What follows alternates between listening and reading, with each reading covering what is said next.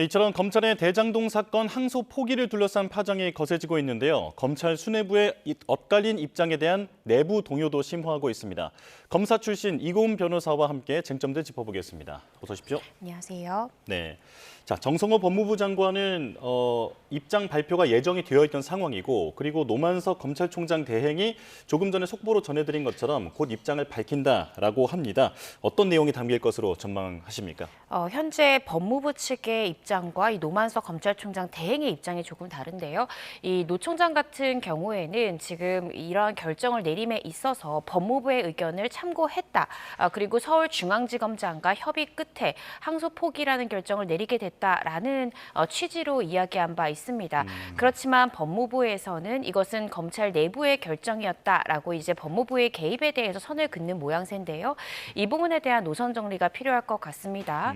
그리고 현재 지금 정진우 서울중앙지검장 같은 경우에는 협의였다라기보다는 이 대검 지휘부 내지는 법무부의 이제 일방적인 견해였다라는 취지로 입장을 분명히 밝혔는데요. 최대한 서울중앙지검 측에서는 입장을 설득하기 위해서 노력을 했지만 결국 설득시키지 못했다라면서 서울중앙지검과 대검의 의견이 상당히 달랐다라는 점을 분명히 밝힌 상황입니다. 그래서 이 부분에 대해서 검찰 내부에서 반발이 큰 상황이기 때문에 이 부분에 대한 이 노 총장, 이 대행의 의견 그리고 법무부 장관의 의견이 순차적으로 나오지 않을까 싶습니다. 예.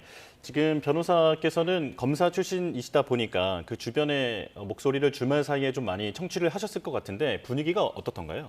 사실 일부 무죄가 선고된 그것도 중요 사건에 대해서 이 검찰에서 항소 포기를 하는 것은 상당히 이례적이다라는 것이 대다수의 평검사들의 의견이다라고 생각하시면 될 것 같습니다. 예. 특히 추징 액수가 검찰 구형에 현저히 미달하는 상황, 또 이 특경법상의 배임, 그것이 일부 무죄가 났던 취지 자체가 배임 액수를 특정하기가 좀 어렵다라는 취지였는데요.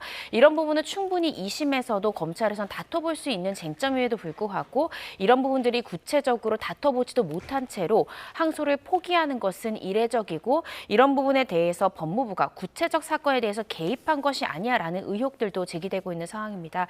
따라서 이런 검찰 내부의 동요 이런 부분들 고려해서 지금 총장 대행들도 의견을 밝히는 것이 아닌가 싶습니다. 예. 근데요, 앞서 대검이 밝혔던 것처럼 어떤 메시지를 밝힐 것이다라고 했던 예고와는 조금 다른 상황입니다. 자, 지금 다시 한번 보시죠.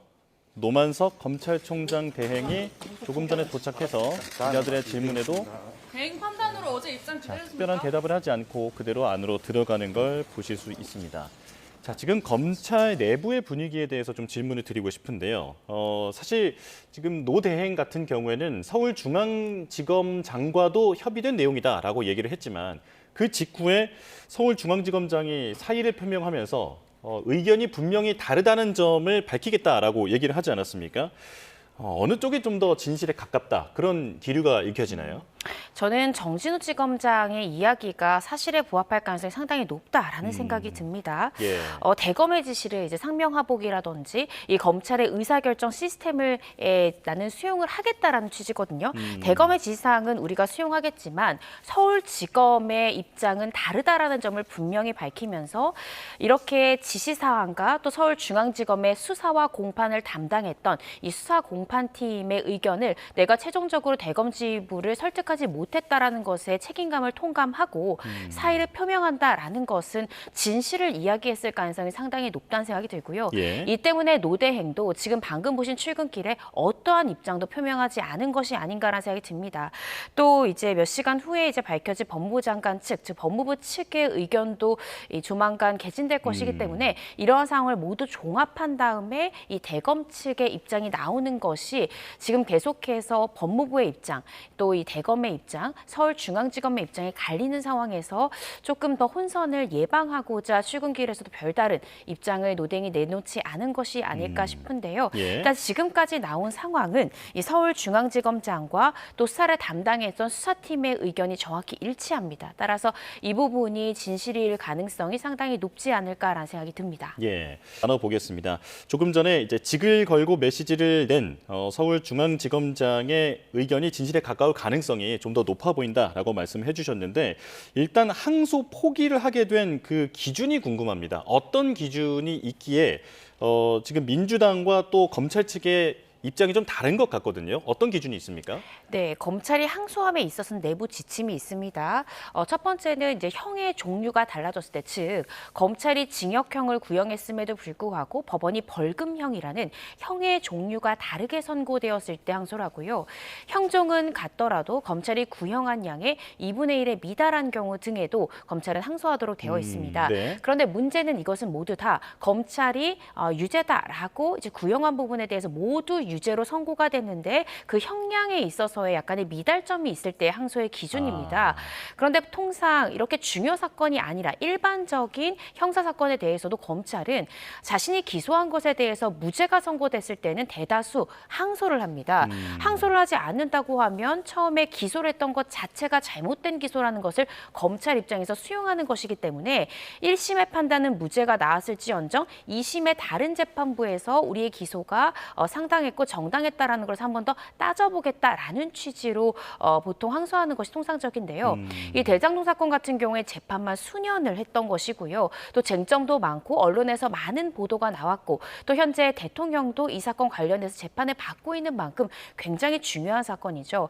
이러한 중요 사건에 대해서는 모두 유죄가 선고된 그런 상황에서도 구형량에 미달할 경우에 양형부당으로 항소하는 것이 통상적입니다. 그런데 이 사건 같은 경우에 검찰이 핵심적으로 기소했던 특경법 위반 배임 혐의가 이 배임 액수, 재산상 가액을 특정할 수 없다라는 이유로 일부 무죄가 선고됐고 예. 일반적인 배임죄만 인정됐거든요. 따라서 이 부분은 1심의 판단과 달리 2심에서 달라질 가능성이 있기 때문에 보통의 경우라면 항소를 하는 것이 통상적입니다.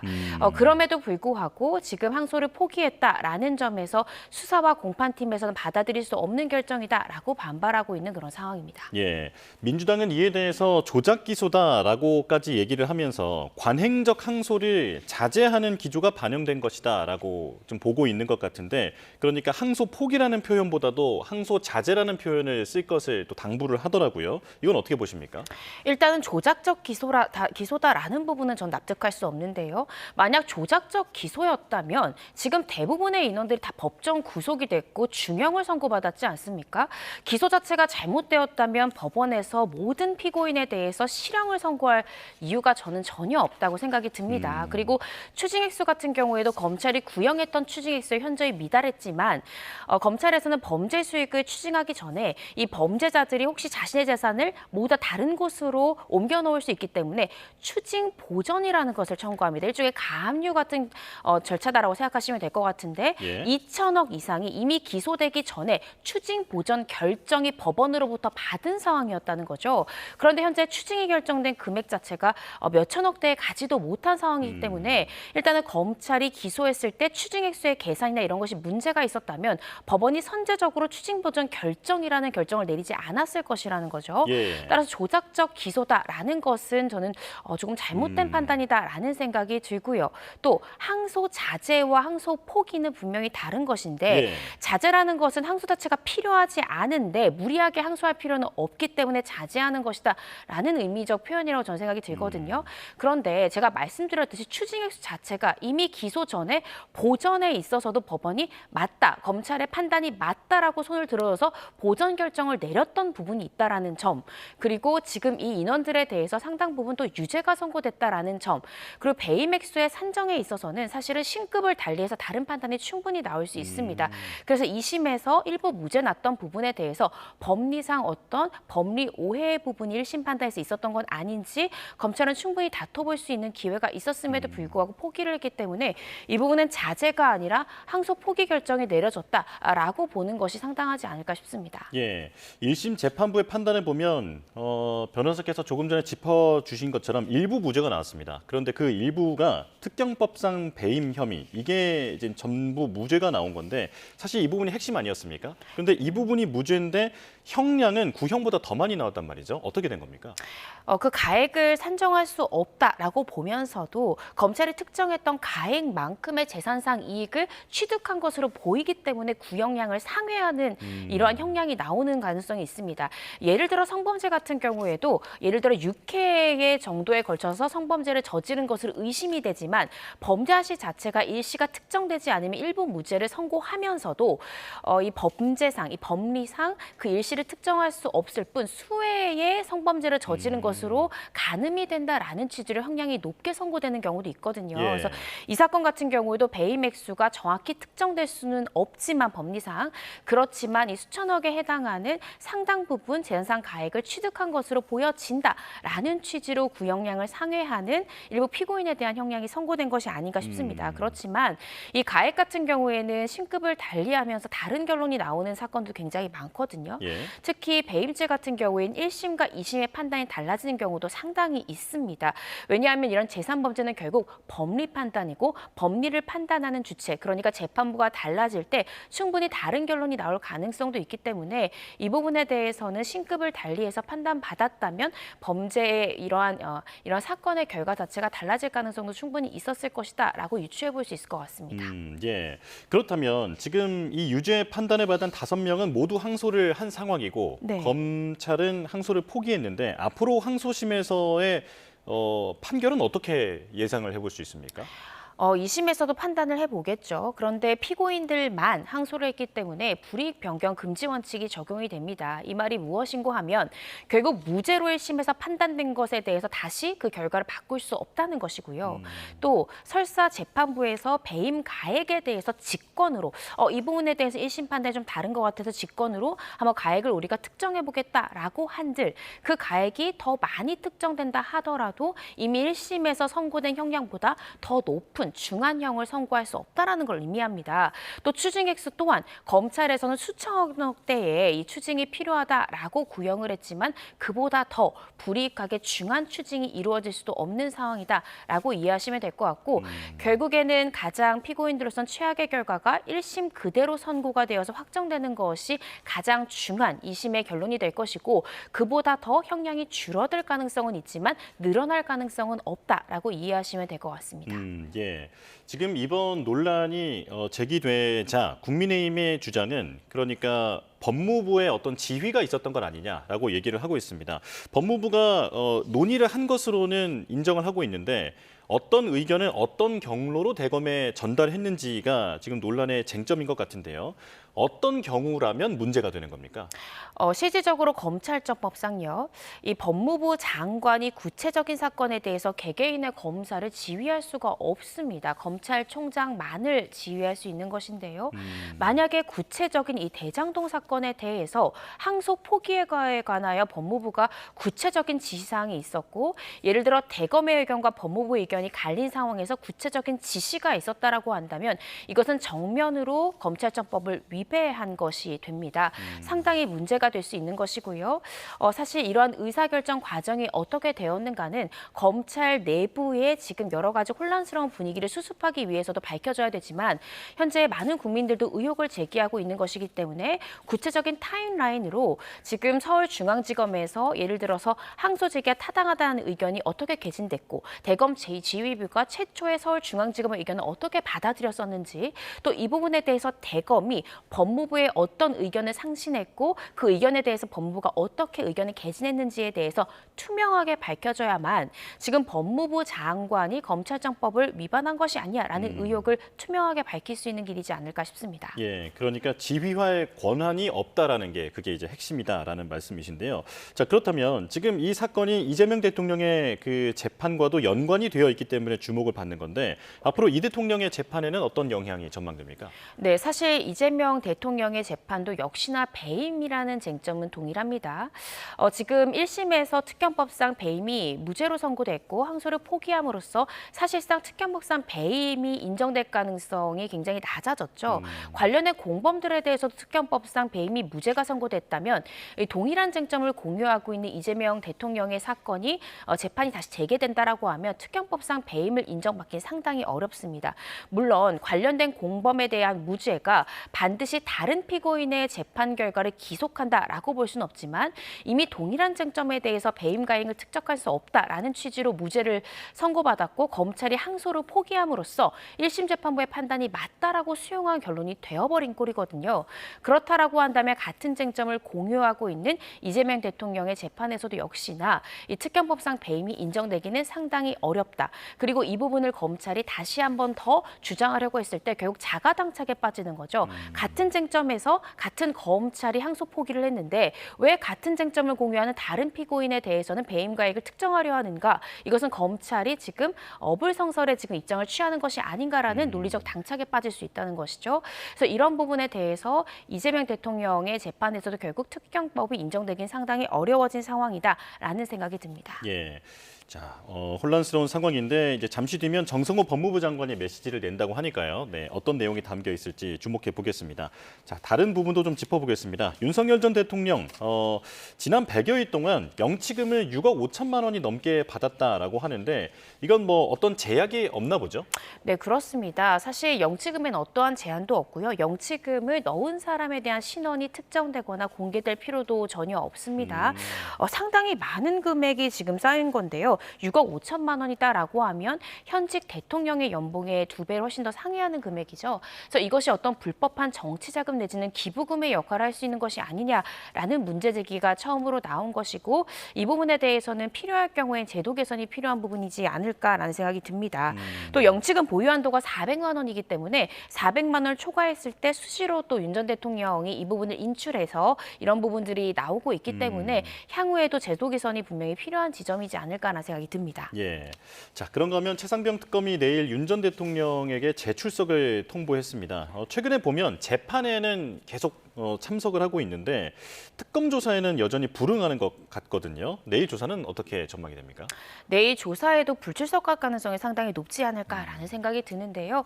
윤 전 대통령이 사실상 재판에는 성실히 응할 경우에 증인 신문이나 여러 가지 과정에서 자신이 얻을 수 있는 이점이 있다라고 판단했을 가능성이 있습니다. 따라서 최근에는 중요 증인 신문, 그러니까 윤 전 대통령의 주장과 배치되는 강력한 진술을 하는 증인들의 증인 신문 때는 직접 출석을 해서 신문 과정에도 관여하는 모습들이 공개되기도 했는데요.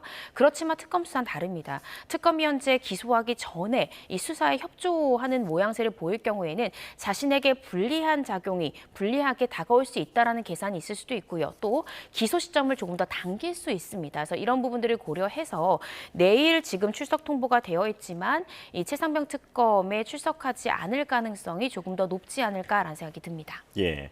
자, 그런가 하면 김건희 씨가 또 다른 가방을 받은 것으로 드러났는데 이걸 건넨 측이 김기현 국민의힘 의원, 그러니까 전 당대표입니다. 자, 특검은 당대표 당선을 도운 대가로 김건희 씨에게 이 가방을 건넸다라고 보고 있는데 물론 당사자들은 부인하고 있거든요. 대가성은 어떻게 입증을 할 수 있습니까?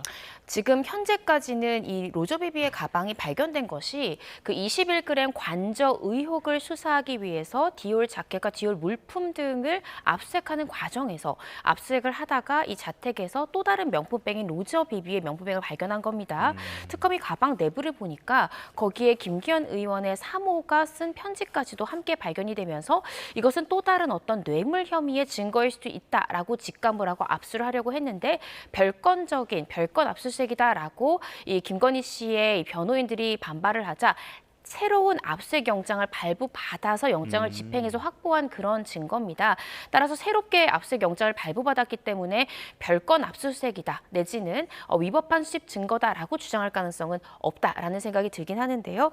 이 부분 관련해서 현재 영장에 기재된 혐의는 청탁금지법 위반 혐의로 김건희 씨가 현재 적시가 된 상황입니다. 그런데 문제는 공직자의 배우자를 청탁금지법상 처벌할 수 없다라는 점 때문에 결국 알선수재 혐의로 간다든가 아니면 이 수뢰후 사후 처사 이런 뇌물 관련한 혐의로 결국 입건을 할 수밖에 없는 그런 상황인데요.